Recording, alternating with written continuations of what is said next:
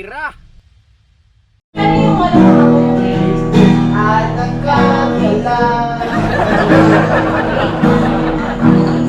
daming taong natutulungan pagkain ng may kapal sa bawat araw nagdaan.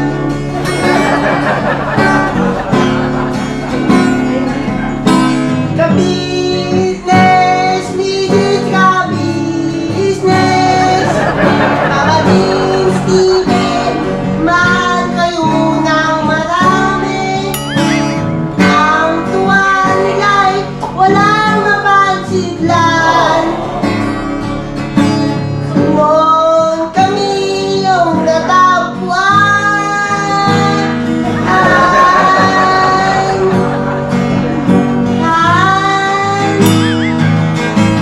Ang mga tao sa buong mundo, maging ang mga OFW, sinubaybayan, mga pagtulong nyo, mananangin nila, sana'y hindi kayo magbabago.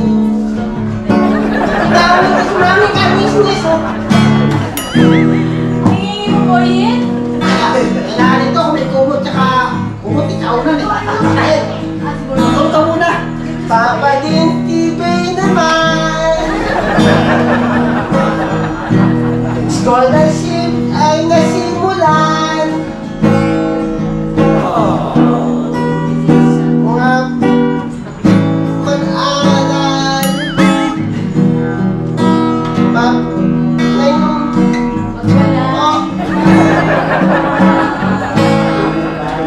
Kayo'y kakanta ka natin. The business, business ka business. Bawat business, mahal kayo ng marami. Ang tuwa nila'y walang mapagsidlan. Kami yung natagpuan.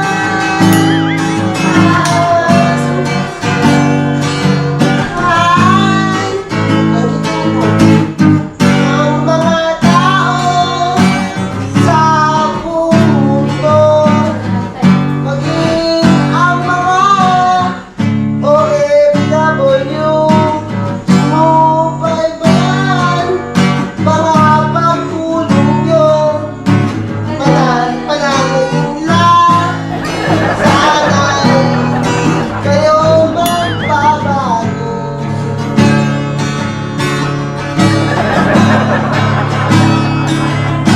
The business, business ka business. Pamaling Steven, mahal kayo ng marami. Ang tuwa nila'y walang mapagsidlan. Yung natagpuan.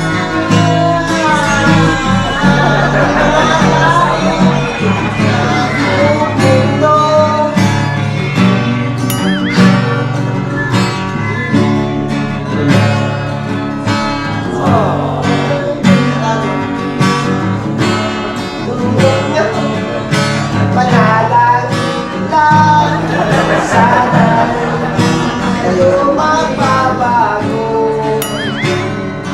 Mga kayo dito Na hindi kayo magbabago. Asan si ano? Si Toy? Wala pa? Wala pa po. Galing-galing ah! Pakpakan naman natin yan, oh! Galing yung baby na yan! Ang galing-galing yan ah! Tapos yung pang ganun din. Kantay mo Ha? ako. Kakanta din yan eh. Kumakanta ka kanina eh. Ang galing niya, no? Ako. Ang sarap! Tsupahit palabas, no? Sarap itim. Ako wala na, tsak mo na. Ako na. Sarap itim. Ayun, ito si Al. Ando pa po. Mantayin natin. Itim po. Tagal yata to eh. Toy, bilisan mo, Toy. Tanda mo tayo. Sige, kanta! Sino? Ay, grabe, meron tayong bagong singer! Opo. Tayong lahat ay magkakasama. Eh, sorry ka. Tayong lahat ay laging masaya. Masaya! Tulong niyo ay sigurado. Sigurado! Mayroon kayong heart of gold. Mahal namin kayo. Pangalan mo si Boyet. Mahal namin kayo. Dali sa bayan si Boyet. Pinuno kang may heart of gold. Mahal namin kayo. Ito nga, Kenzo. Mahal namin kayo. Dali na, Kenzo. Mahal kayo ng mga tao. Kahit sa panig itong mundo. Pagkat mayroon kayo heart of gold. Mahal namin kayo. Mahal namin kayo. Papa Dinso. Ay, Papa Dance! Say hi, Papa Mahal Dance! of gold. Hindi ka makita, Papa Dance. Doon siguro. Yan ah. Mahal gold. Pagkat mayroon kayo heart of gold. Mahal namin kayo. Namin kayo.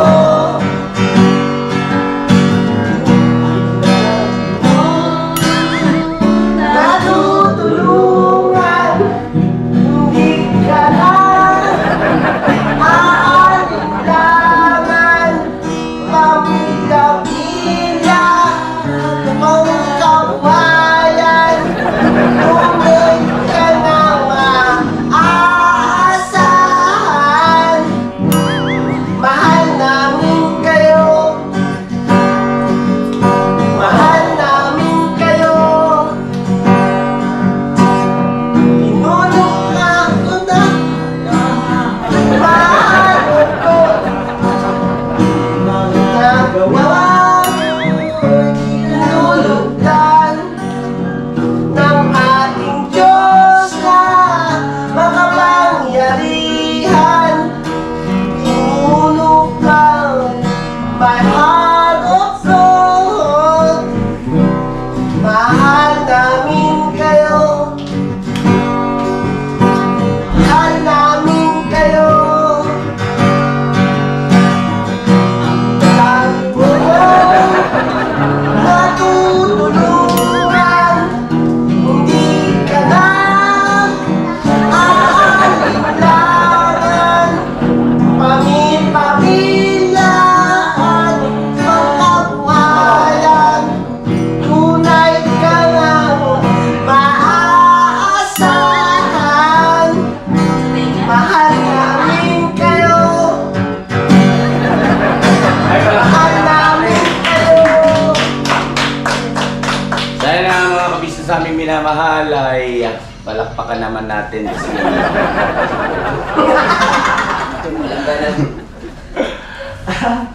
si Burnok! Burnok!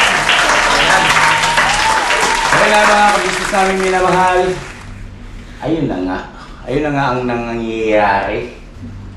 At ay maraming salamat po mga kabisnes dun sa mga nanood ng ating upload about dun sa prank kay Burnok at dun sa mga kabisnes namin na medyo hindi lang medyo no sabihin na natin hindi nagustuhan yung naging takbo ng ating vlog sa dahilang nasaling, nasaktan ng kanilang mga damdamin dun sa kanilang mga napanood. Kaya humihingi po kami sa inyo ng paumanhin mga kabisnes at Ayun, paalala lamang po na yun ay isang uri ng palabas lamang at hindi po totoong pangyayari. Yun po ay katang isip lamang namin sa dahilang ayun nga po, no, nabanggit naman doon sa part 4 kung ano yung dahilan kung bakit nagsagawa tayo ng ganong prank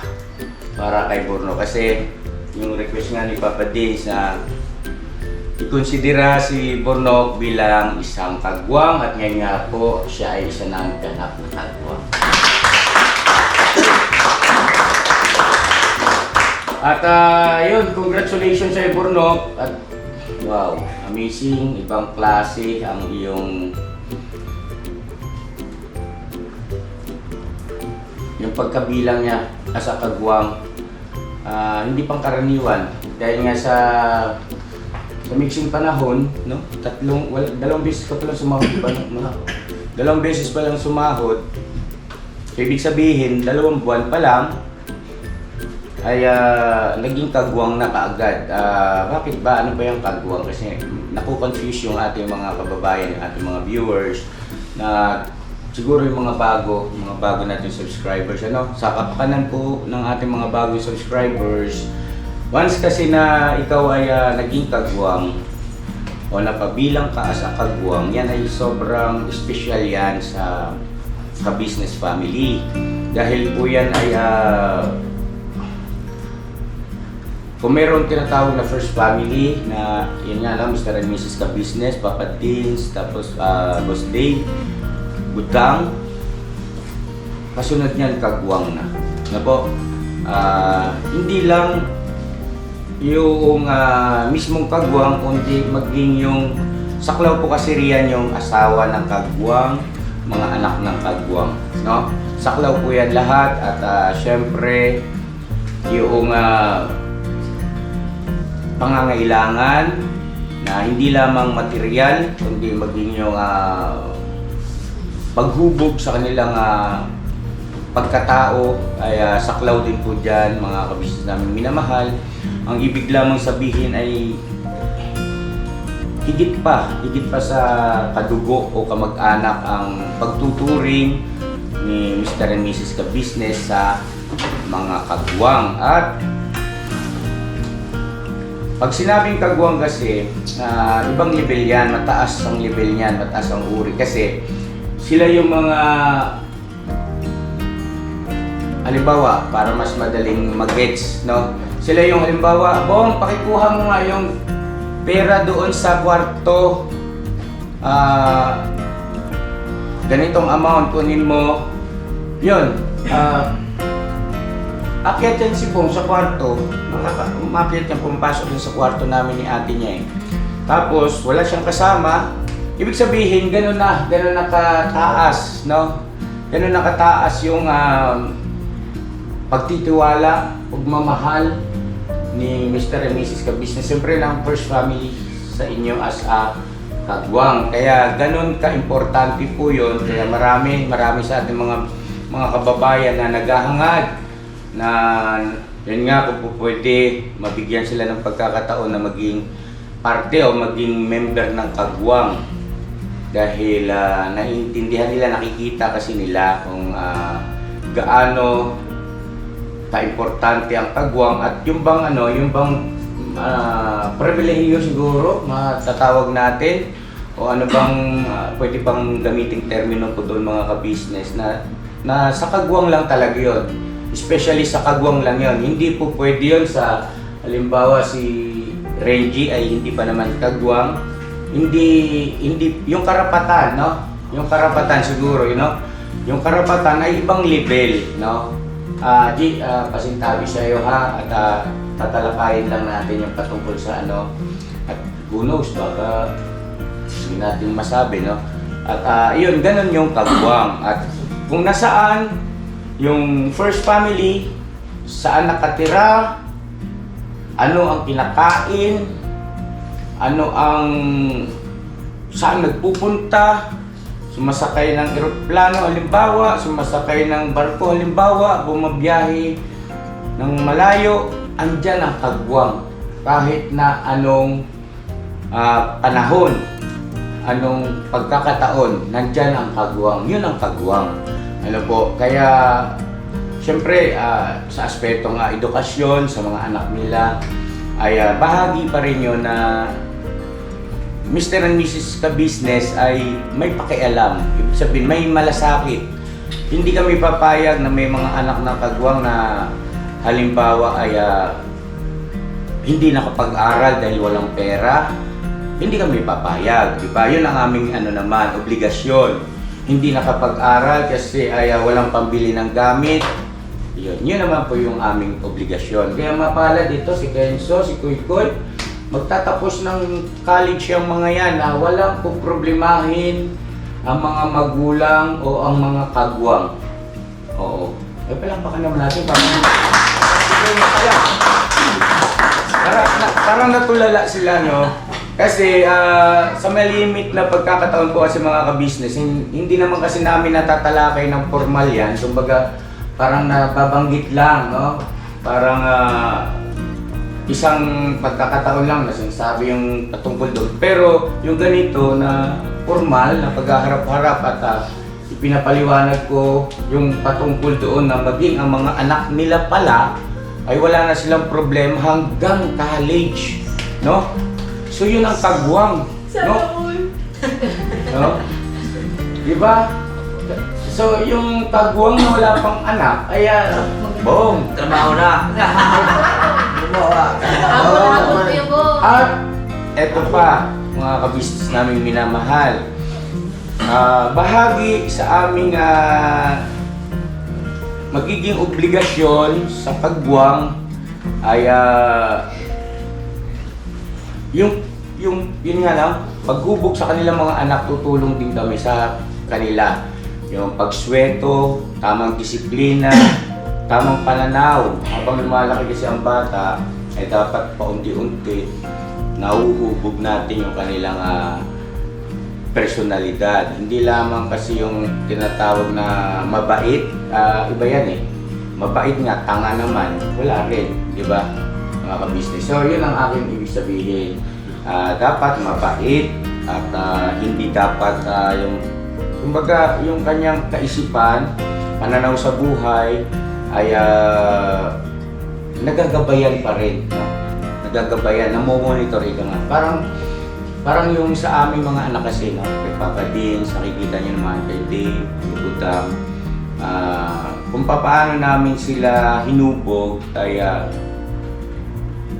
yun din ang ituturo namin sa mga kagwang. Hindi sa pangingialam ng kanilang Kaya lang, pagka ikay kagwang kasi parang tinanggap mo na rin yung bagay na yon na you give us rights, no, Mr. and Mrs. Ka-Business, na pag may nakita kaming mali sa pakiramdam namin, sa palagay namin sa inyong paraan ng pagtatrato sa inyong mga anak o hindi kaya sa pagdidisiplina, ay binibigay nyo sa amin ang karapatan, no? Na kami ay mag-interfere o pakialaman yung bagay na yon. Diba, no, Borno? Dapat ay hindi ganyan, dapat ganito kasi ganyan ang magiging resulta. So, yun ang kagwang. Tapos, sobrang mahal namin ang kagwang, mga ka-business. Sobrang mahal namin. Ayoko na may kagwang akong mawawala sa akin o ibig sabihin ay, alam niyo na yun eh, yung mga nakaraan, di ba? At sabi ko nga, kaya kong makipagtagaan, makipag-itakan. Ibig ko lang sabihin na ilalabang ko yan, yung kagwang ko. Kahit na anong sitwasyon, anong mangyari, ilalabang ko yan. Hindi ko yan pababayaan. Oo, talagang nagkakamali. At normal yun, tao naman tayo. Ako rin naman, nagkakamali rin naman sa kanila. Di po ba? Hindi naman din ako perfecto. Pero yung parang bibigyan mo ng limitasyon, ay ibig sabihin ay, hanggang 3 mali ka lang ha. Pagka 3 mali, tanggal ka na. Huwag naman. Ayoko po ng ganon kasi nagkakamali na andoon yung nagsisisi ba? Yung mga, kuya, sorry na kuya, ate, Kaya sorry na po, pasensya na, hindi na mauulit. Sapat na sa amin yun, yung kababaan ng loob. Tapos may pagkakataon naman kami na pangaralan. Ngayon, kung halimbawa nagkamali na naman, sige lang. Basta sa bawat pagkakamali may natututunan, ano? Ang masama riyan at hindi namin pwedeng tanggapin yung alam mo na ngang mali, ginawa mo pa. Diba? Yun. Yung sa bagay na yun. At ayaw kong magbigay ng hanggang 3 pagkakamali, 4 o ilang pagkakamali, tatanggalin ka. Hindi hindi pagmamahal yun eh, mga ka-business. Kasi kung tayo nga, di ba, ilang beses ba tayo nagkakamali sa loob ng isang araw sa harapan ng ating Panginoon Diyos? May sinabi ba ang Diyos na kapag halimbawa nagkamali ka sa akin ng ganitong bilang ay wala na ang pag-asa? Di ba? Pwede naman magsisi, pwede naman magbagong buhay, pwede naman magsikap na baguhin at i-improve yung sarili at iwasan na yung naging mali sa nakaraan. So yun ang aking pamantayan po sa patungkol sa ganyan. At kung meron mang mga pamilya na hindi ganito yung pamantayan ay iginagalang po namin kayo. Wala po tayong dapat pag-usapan. Itong sinasabi ko po ay sa amin lang, no? Sa amin lang. At meron pong buntis na natutulog na. Siguro pwede patulugin na muna natin kasi medyo mahaba-haba itong ating magiging usapan. At ayun, basta ganun ka sobrang special kapag ka ikay kagwang, sobrang special. Ngayon, sobrang special pa lang kagwang si Burno. 2 buwan pa lang, mahigit. Kagwang ka agad. Gaya mo no ka. Lupit mo ka. Samantalang, di ba? Matindi mga pinagdaanan niya, yung iba, bago naging kagwang.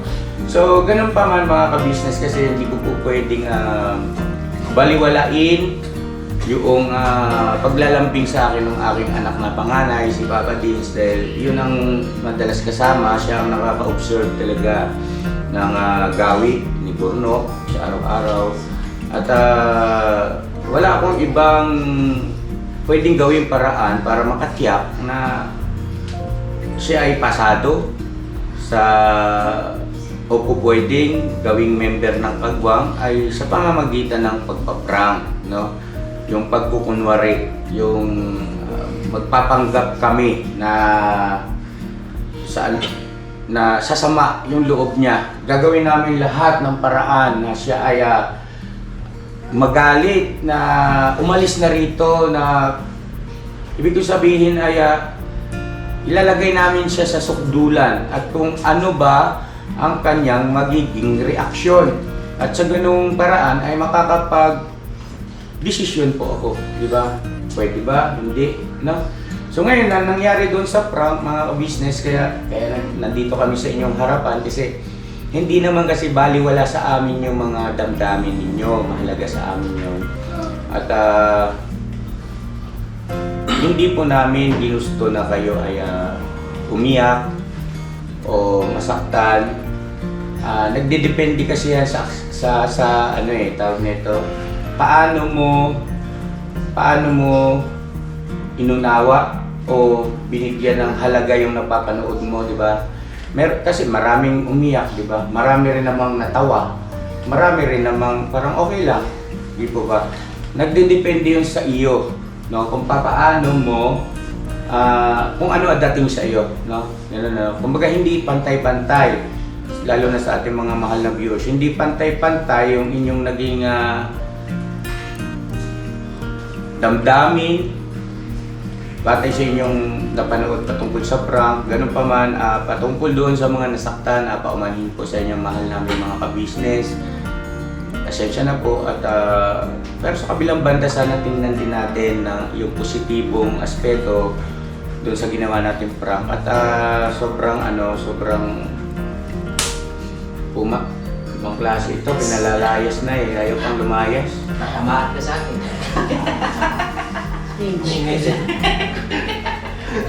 Dito ko na doon. Yun po mga ka-business at masaya ako. Proud ako sa kanya. Palakpakan natin. Ngayon nga po mga ka-business meron lang akong kami lahat. Meron lang kami babanggitin po sa inyo patungkol dun sa mga eksena, sa mga terminology siguro na narinig ninyo. Ay ang ginawa ko kasi namin mga ka-business, sinikap talaga namin na ito walang alam. Talagang may pagkakataon na si ate niya inutusan siya na pumunta ng palengke para bumili ng kangkong. Pagbalik niya rito, para saan ba itong kangkong? Walang paggagamitan ng kangkong, ginawan sinigang yung ano. Basta kay ano lang, kung ano-ano lang para buka muna. Kasi para makabuo kami ng plano doon sa prank. At yung mga choice po, yung choices ng magiging topic o pag-uusapan, ang tawag doon, halimbawa, ito si Junjun, yung ipinasok niya yung patungkol doon sa dating naging problema na dyan, ay ano po yun, choice niya po yun. At napag-usapan na yun bago pa isagawa yung pagpaprank. Kasi sabi ko, kailangan magkaroon tayo ng mapag-usapan o ibig sabihin magiging topic na naririnig niya na makatotohanan. Dahil pagka halimbawang kwento-kwento lang, siguro po, siguro naman na natatansyan niyo siya, di ba? Mataas ang IQ niya, tapos matalas ang pakiramdam. Kasi nga, sa pamumuhay niya dati, alam ko yun pagka ikaw kasi ay lumaki sa lansangan, mabilis ang ang pagbasa sa mga sitwasyon. Mabilis umunawa yan. Hindi yan tanga-tanga na ibig sabihin ay walang pakiramdam, gano'n. Matalas yan, mabilis yan.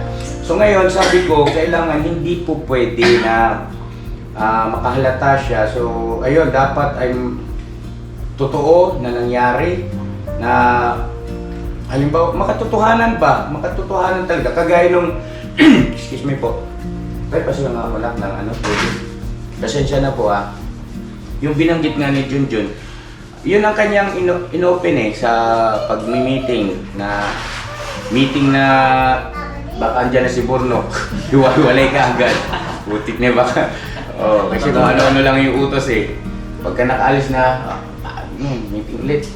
Tapos yung tungkol doon sa pag-iinom nito ni Burnok at saka ni Bay, nangyari na yon isang buwan na ba yung magiging tayo na pinausap ko sila. Naalala mo yun, pinausap ko kayo roon ng bukod. At siyempre, ay pagsabihan ko na yan, na paalalahanan na yun naman ay ideya ko, na isama doon para maging totoong nangyari na, di ba? Totoong nangyari. Kasi ganito po kailangan ko munang maisip yung utak niya na, ito totoo ito, galit to si kuya. Saka natin ngayon ipapasok yung mga ibabato nating kalokohan na istorya, yung mga out of this world na wala nang katotohanan nito. Kaya lang kasi na yung mind niya na-set na na totoo yung totoong nangyari ito.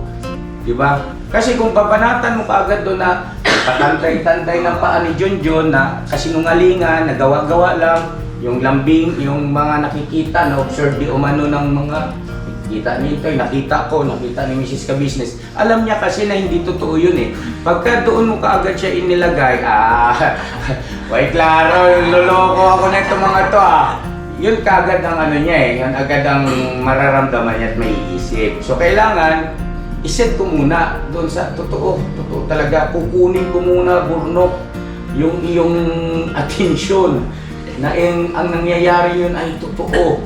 Di ba? So, awan ng Diyos naman ay na-execute, nagawang maayos at nagkaroon ng magandang resulta at naging kagwang sino ba naman, di ba? Sabi nga, sulit naman. Di ba?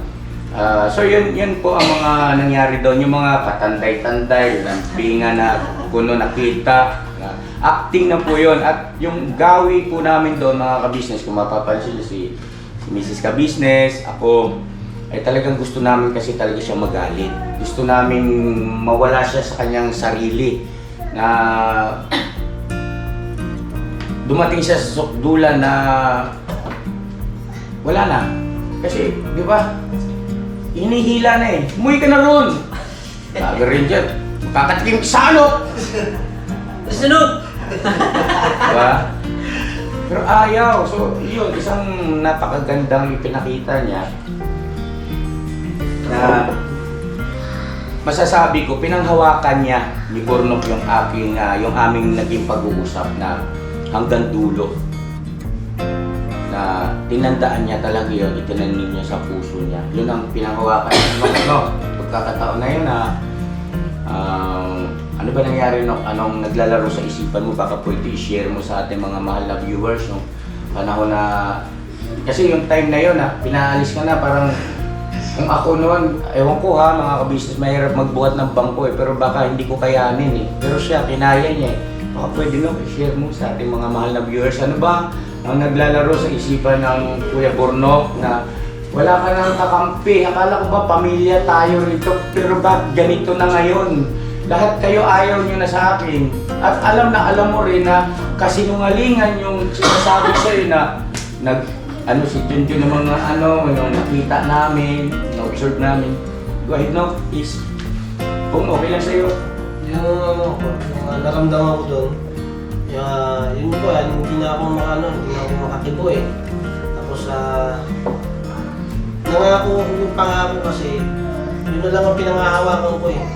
Kaya wala akong choice kundi talagang panindigan ko yung sinabi nyo. Kasi yung kaba ko at saka yung halos wala na akong kakampi. Ako na lang mag-isa eh. Iniisip ko na lang na talagang wala akong gawa eh. Wala akong ginawa eh. Tapos sasabihin ko lang yung kung ano yung totoo. Gusto kong manatili dito dahil alam kong wala akong ginagawa. Tapos sayang naman yung pagmamahal na binigay nyo sa akin mga ganun mawala na lang.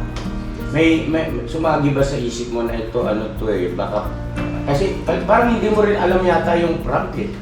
Parang Hindi. kasi nagtanong siya nung ganito pala ang prank, di ba? Nagtanong siya ng pagbigay ng pera. Ano ba yung prank ko? Ganito ko lang pakiramdam ng ma-prank.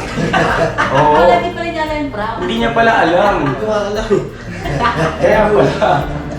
Ayun. Kaya hindi ko naisip na Nagkukunwari kami Hindi ako lahat. aalis. Tapos sabi ko, lahat totoo eh. Wala mo naman nakita eh.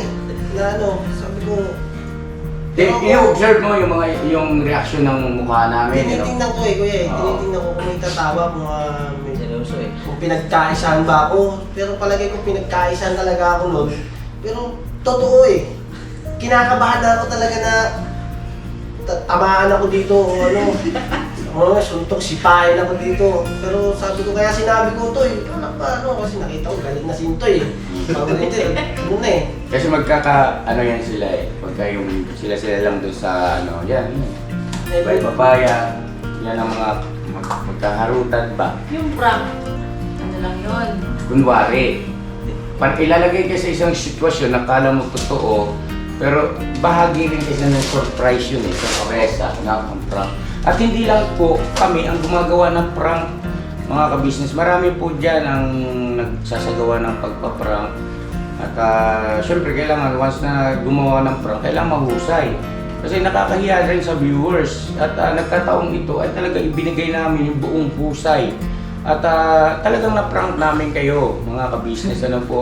Na-prank po kayo. At lesson learned is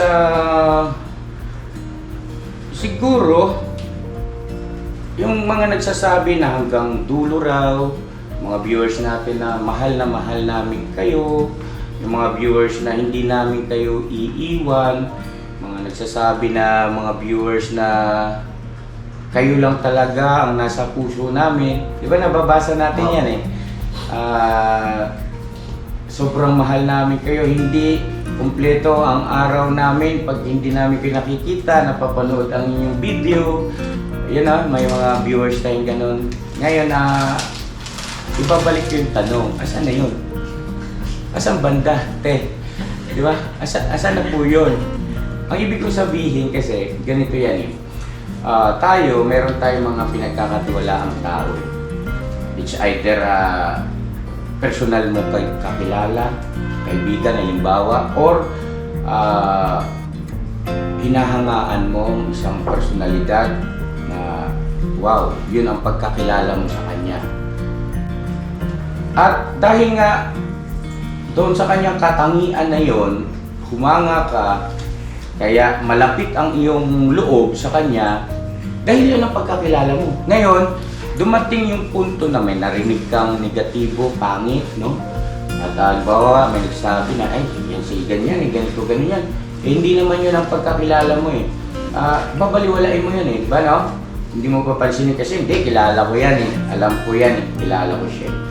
Yung pagkakilala mo sa kanya, doon ka titindig. Yun ang panghahawakan mo. Di po ba na mga ka-business? At mangyari na mangyari.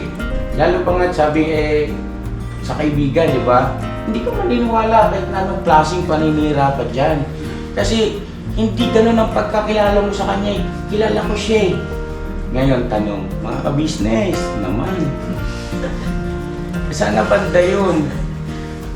Part 1, boom! Wala na. Hindi nyo na kami kilala. Iba na yung nakikita nyo.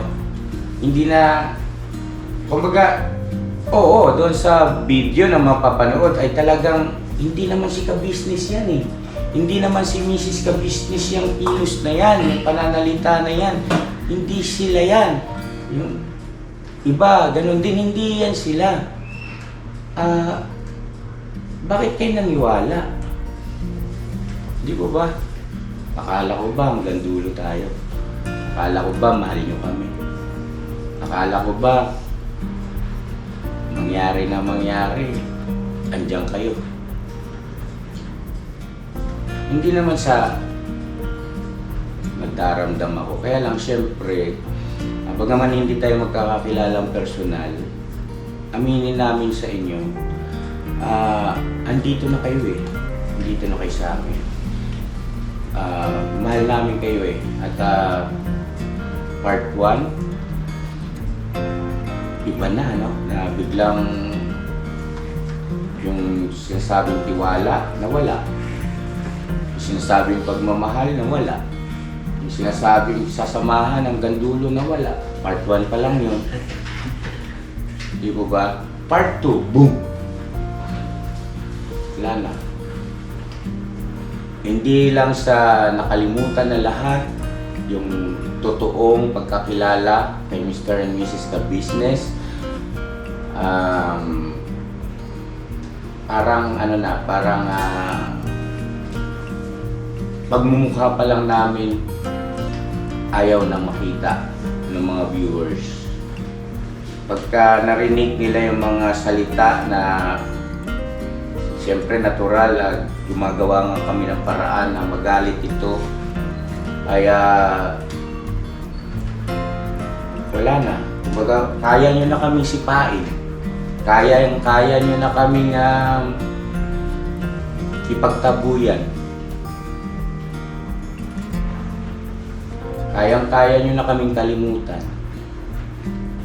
Part 3. Yung part 3, parang wala na kayong nakita sa aming mabuti. Parang wala kaming kahit katiting na nagawang isang napanood ninyo na tumawa kayo, na na-inspired kayo, na naglayag yung inyong kaisipan na sana kasama nila ako doon sa paglalakbay nila, saya nila. Wala. Kinalimutan nyo na lahat yun. Asan na yung hanggang dulo natin? Asan na yung mahal na mahal nyo kami? Ang ibig ko lang sabihin, bagaman siyempre karapatan nyo yan, viewers kayo eh, at hindi kasi may iwasan na magkaroon tayo ng attachment, ano po. Bagaman hindi tayo magkakilala personal, hindi natin maiwasan magkakaroon ng attachment na yung puso ba, no? Mga ka-business namin minamahal. Yun, sana naintindihan nyo kami sa bagay na yun at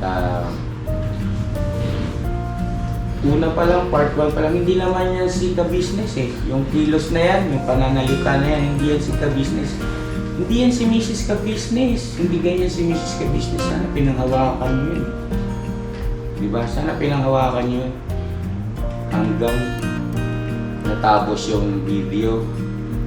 Kasi, maaari na hindi kayo nakapagsalita ng masakit, diba? At maaaring hindi kayo nakapag-komento ng mga gano'n. Pero patungkol sa bagay na yon, mga ka-business, yung mga sinabi nyo sa amin, mga komento na negatibo, ay wala kayong dapat alalahanin kasi naiintindihan namin yan. Pero hindi naman kami magpapaka-plastic sa inyo na wala kaming naramdaman. Siyempre meron, tao lang kami. Tao lang kami. Yung mga sinasabi dapat handa kayo dyan kasi nasa social media kayo. Siyempre naman, handa kami riyan. Pero kung tatanungin na wala ka bang naramdaman, mayroon. Tao kami. Hindi naman kami robot. Ano po? Kaya lang kaya namin malagpasin, kaya namin baliwalain dahil nga sa kapakanan ng ating adhikain na magtuloy-tuloy. Kasi kung magpapa-apekto tayo doon sa ganung bagay, ako lalo na ako bilang nangunguna, walang mangyayari. Wala tayong magagawa, di ba? Wala tayong matutulungan. Hindi pa nga natin natatapos ito kung may pag-asa ba ito kay Ate LB, isang OFW na tinutulungan natin na mabuulit yung pamilya. Si Kuya Bong, ibang level na rin, di ba? Malayo ka lang. Kaya ka pa. Love you. Ito. Yan na. Pero, Alam niyo yung simula niyan, di ba? Hindi biro ang yung pinagdaanan natin dyan. At kasama ko kayo nun, di ba? Tempo. Yung pagtsatsaga, Mrs. Ka-Business, di ba? So, dulang nababastos na kami, pero sige lang kasi nga, yung pag-asa natin karating din yung araw na yun. Pero kung napanood niyo ba yung vlog ni Papa Dins, di ba? Napanood niyo yung vlog ni Papa Dins? Ang daldal mo pala, Ron, Bo. Doon ka masaya kay Papa Dins? hindi, masaya rin po. Huwag kang mahiya. Hindi sa akin, okay lang. Kung sa anong gusto sumama, magsabi ka lang sa akin, ha? Ako kaya. Oo, pag gusto mo kay Papa Dins, kaya kay Papa Dins mo na ako, no? Kaya Bong, mga ka-business, ano sila, magkakalam yun. Meron tayong Jonathan, meron tayong Chan, nandyan sa labas. At hindi po ba, mga ka-business, nakalimutan nyo na lahat yun. Part 1, Part 2, Part 3, wala na. So, ang ibig ko sabihin mga ka-business, ano man ang mangyari, kasi pwede nyo i-apply kasi ito sa pakikipagkaibigan, no? Sa pagmamahal nyo sa inyong mga kamag-anak. Na kung anuman ang inyong pagkakilala sa kanya at meron kayong narinig, nakita na masasabi natin pangit talaga eh. Di ba? Ando na tayo, sobrang pangit. Hawakan mo muna sandali. Di ba? Huwag mo na bitawan agad. Hawakan mo muna, dali lang, hindi yan ang aking pagkakilala sa iyo eh. Halimbawa, pinsan mo, best friend mo, kapatid mo, hawakan mo muna siya, huwag bitawan. Hawakan mo muna, sandali lang, hindi yan ang kilala kita eh, di ba? Kilala niyo sa business eh, di ba? Sa inyo na rin ang galing yun, kilala niyo si Mrs. Ka-Business, kaya niyo nga kami minahal eh, di ba? Yun, lesson learned sa ating lahat. At sa parte naman namin, yung leksyon naman doon ay masyado siguro naging sobrang napaka mapangahas yung aming ginawang prank, ano, at sukdula na talagang no holds bar eh, no? Lahat talaga gumanap batay sa kanilang limitasyon kung hanggang saan yung kaya nilang ibigay para lang mapatunayan, makita ni Kuya Ka-Business kung sino itong si Borno. Ibigay talaga lahat eh. So yun, lesson learned sa atin na masyado kaming naging mapangahas sa bagay na yun at pasensya na po, pasensya na at yung nagsasabi naman na ako ang naging dahilan kaya marami sa mga viewers ay nagkasala daw di umano sa ating Panginoon Diyos dahil nakapagsalita ng mga pangit o masamang salita ay hindi po ako sumasang-ayon doon. Mga ka-business naming minamahal. Unang-una, ganito po ang aking paliwanag, ano, sana ay maintindihan ng ating mga kababayan na may ganoong isipan na para daw inilagay ko ang mga viewers na napakarami na nagkasala sa Panginoon Diyos sa pamamagitan daw ng pagkukomento ng mga pangit na mga salita. Kumbaga, hinusgahan. Sino bang hindi nahusgahan? Hinusgahan daw si Junjun, si Bay, Borno. Sino bang hindi nahusgahan? Di ba lahat naman? Lalo na ako. Lalo na si Mrs. Ka-Business.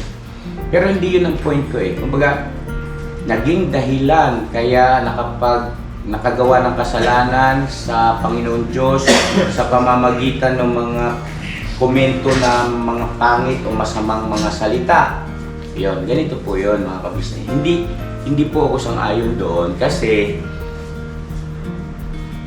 unang-una, pinaplano ko pa lang na magsagawa ng ganong uri ng vlog na prank ay alam ng Diyos yun. Di po ba? Alam ng Diyos yun, di ba? Isip, damdamin ay alam ng Panginoon Diyos.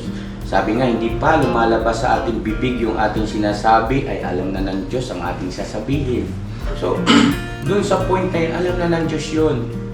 Di po ba mga ka-business? At nung naipalabas na yung prank, 1, 2, 3, nakapagsalita ng mga pangit na mga pananalita yung mga viewers dahil nga sa hindi nila alam na yun ay prank. Hindi nila alam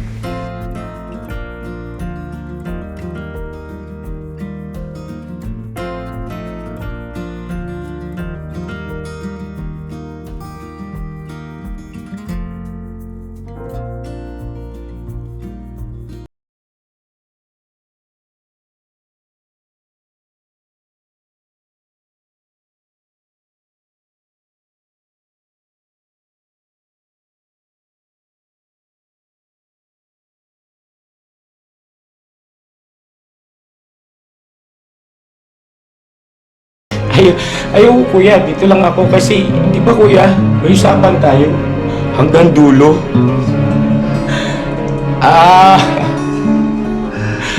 No, isa ka ng ganap na kagwang!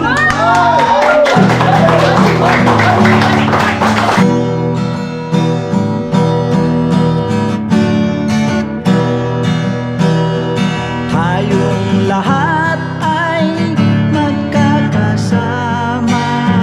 Tayong lahat ay laging masaya. Pagtulong nyo ay sigurado, pagkat mayroon kayong heart of gold. Mahal namin kayo, mahal namin kayo. Pinuno kang my heart of gold. Mahal namin kayo, mahal namin kayo. Minahal kayo ng mga tao kahit sang panig nitong mundo.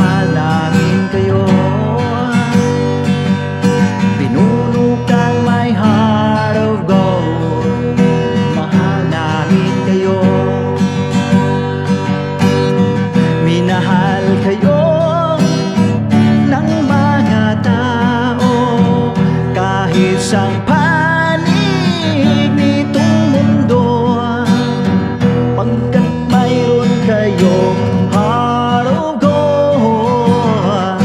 Mahal namin kayo, mahal namin kayo. I keep it for a heart of gold. Mahal namin kayo.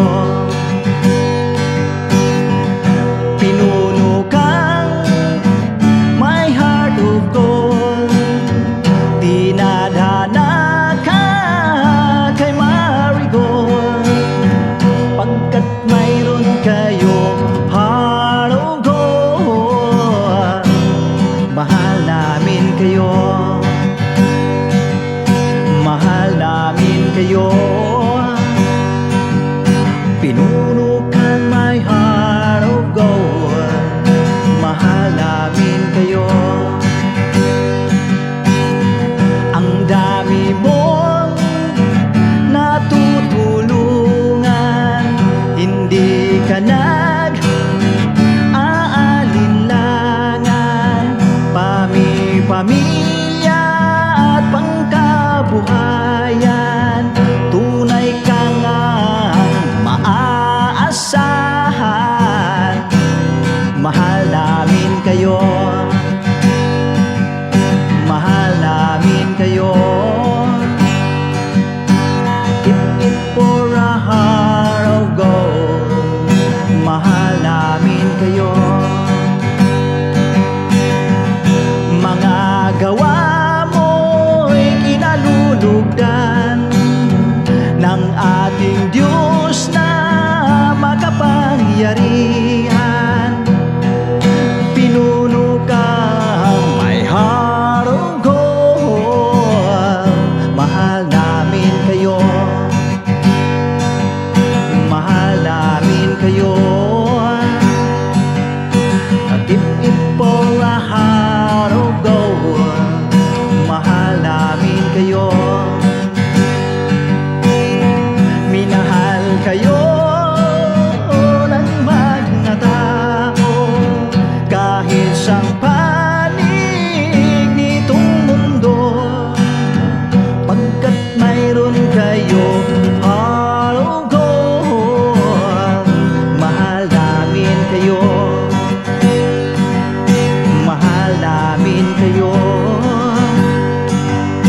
Pinuno kang my heart of gold.